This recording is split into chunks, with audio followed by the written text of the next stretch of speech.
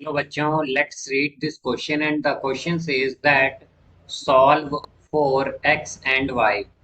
1 by 2x plus 1 by 3y is equal to 2, comma 1 by 3x plus 1 by 2y is equal to 13 by 6, x not equal to 0, comma y not equal to 0. तो आइए बच्चों इस question पे यहाँ पर हम solve कर लेते हैं। इस क्वेश्चन में हमसे कहा गया है कि हमें यहाँ पर ये जो इक्वेशंस दी गई हैं इन्हें हमें सॉल्व करना है फॉर एक्स एंड वाई।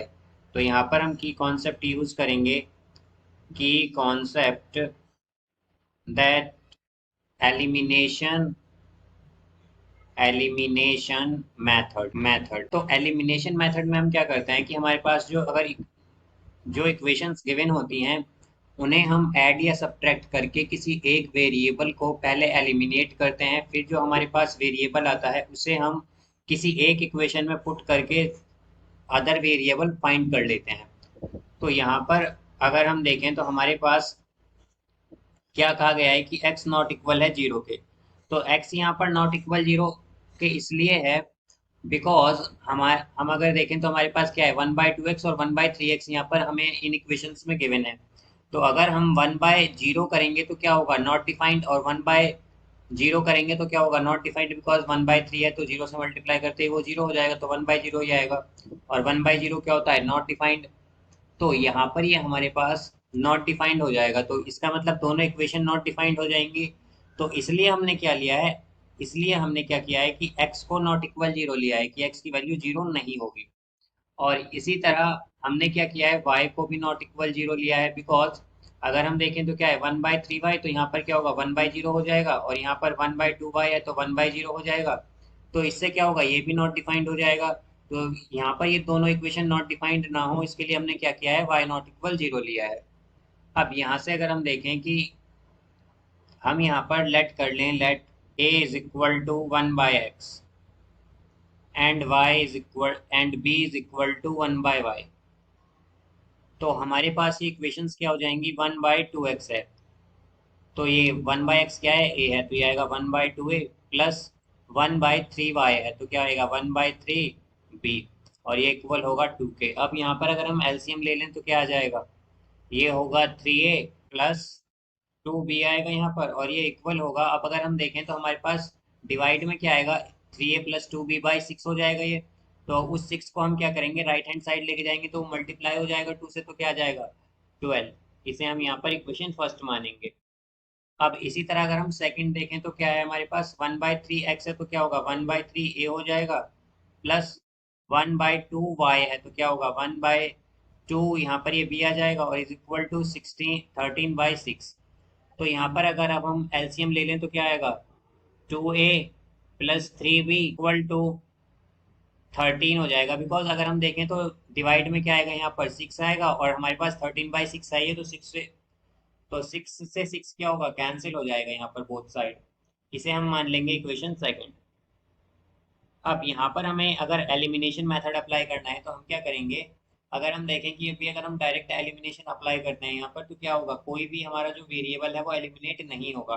तो हमें पहले क्या करना पड़ेगा इन इक्वेशंस को उस फॉर्म में लाना पड़ेगा ताकि अगर हम यहाँ पर एलिमिनेशन यूज करें तो क्या हो, जो हमारा एक वेरिएबल है वो एलिमिनेट हो जाए। तो इसके लिए अगर हम देखें तो हम यहाँ पर ए को लेट सपोज एलिमिनेट करना चाहते हैं, यहाँ पर वैसे तो हम बी को भी एलिमिनेट कर सकते हैं बट यहाँ पर हम ए को एलिमिनेट कर रहे हैं। तो इक्वेशन फर्स्ट में हमारे पास 3a है और सेकंड में क्या है 2a है। तो हमें क्या करना पड़ेगा इन दोनों इक्वेशन में ए का जो कोफिशिएंट है वो इस तरह से करना पड़ेगा कि दोनों का कोफिशिएंट सेम आए।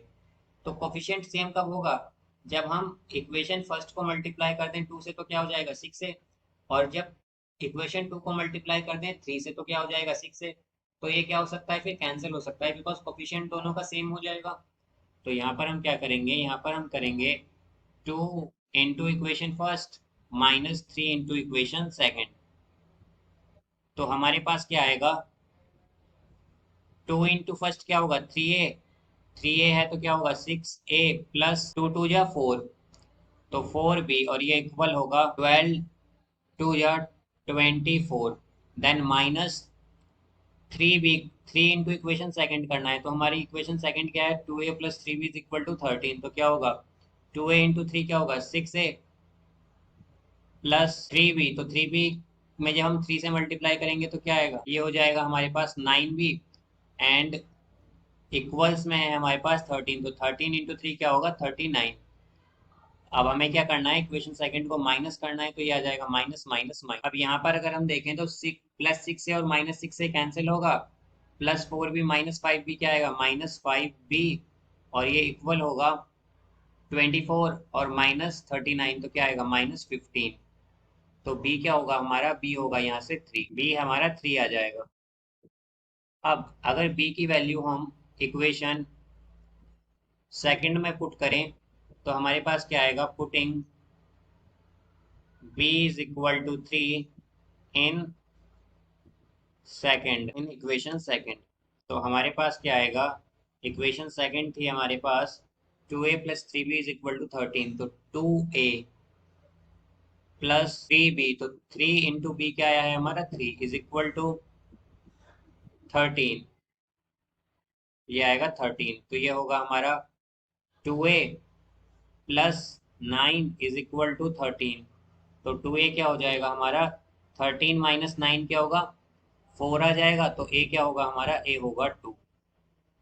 अब यहाँ से हमने a क्या लिया था, a लिया था हमने 1/x, तो यहाँ पर हमारा a क्या है, 2, तो 1/x क्या होगा हमारा, 2 हो जाए, 2 का इक्वल होगा तो x क्या आ जाएगा, 1/2, ये हमारा x आया है।